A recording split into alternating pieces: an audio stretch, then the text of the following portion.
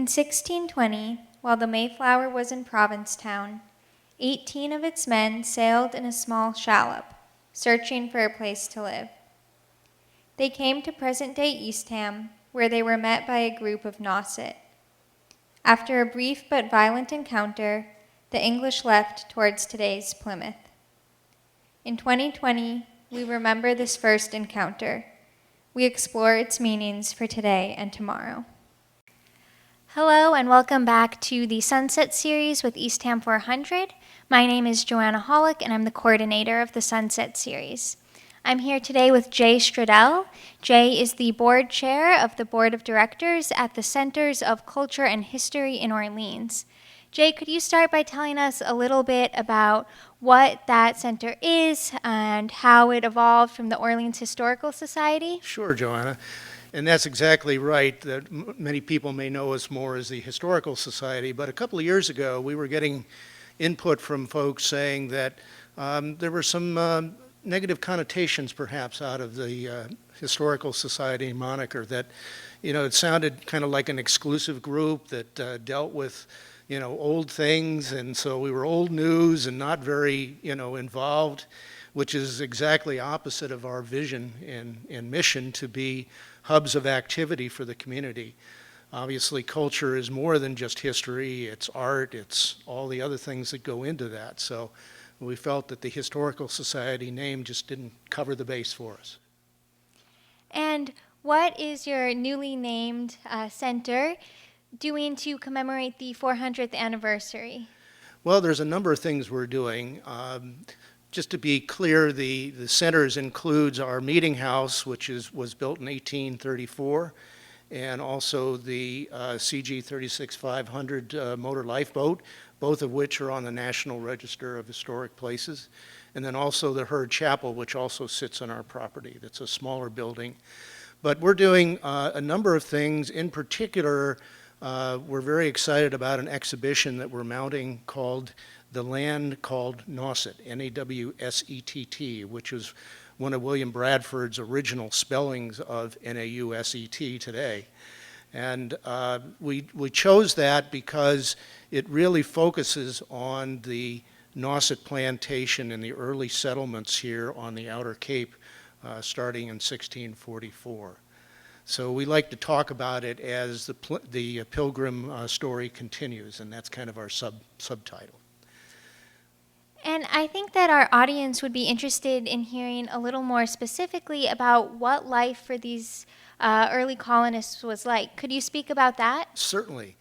We really focus on four areas in the exhibition. We touch upon the early explorers and the early pioneers to Plymouth and early expeditions.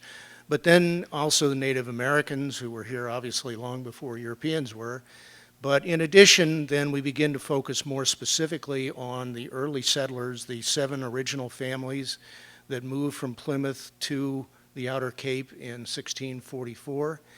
And then we segue into what their lives were like in the early, latter part of the 1600s, so the first couple of decades of the Nauset plantation.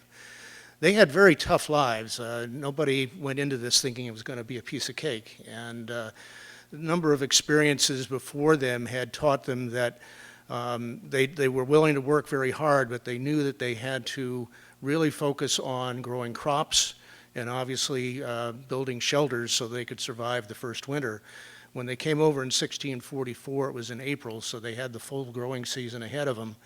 And they did that on purpose so that they could have some crops coming in toward the end of the year. So fortunately, that first year, everybody made it through. They were able to sustain themselves with the crops they grew, and generally those crops were what the Native American tradition called the Three Sisters. And what that included were obviously corn stalks, and then growing up the stalks were beans, and then the ground cover was squash or pumpkin, which served to protect the ground from weeds and all that. So their lives were very hard, but regardless of what kind of background they had to really focus on crops and building shelters.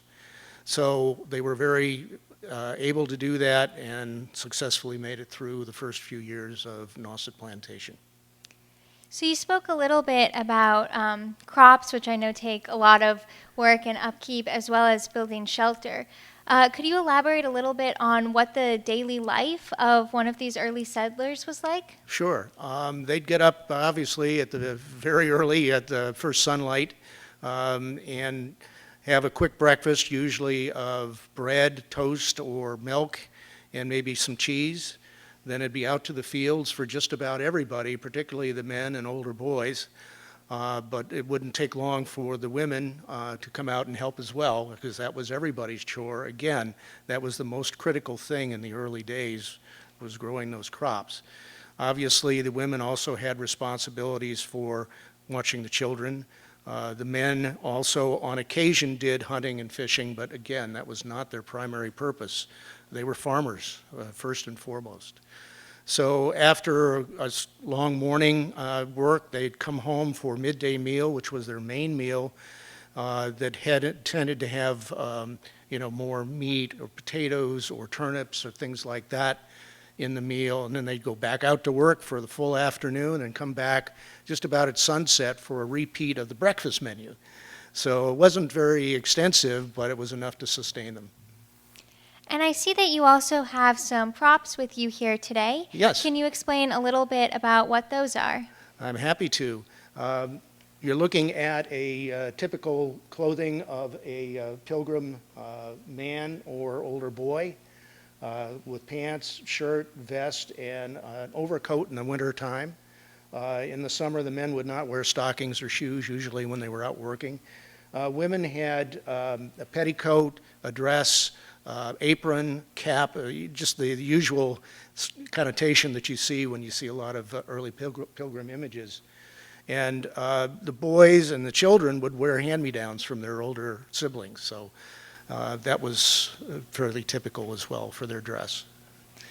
And the jug here is an example of water or other contents that they would have with them.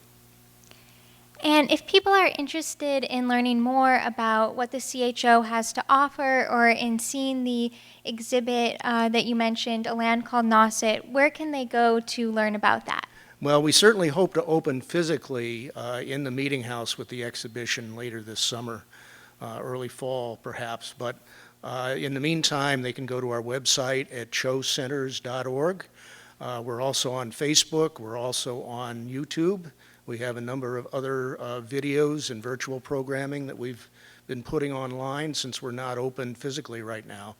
And we also have a lot of communications with our members and our friends through different communications channels. Well, it sounds like you have a lot to offer, so thank you so much for being with us here today and for sharing your knowledge with us. Well, you're welcome, Joanna. Thank you for having us.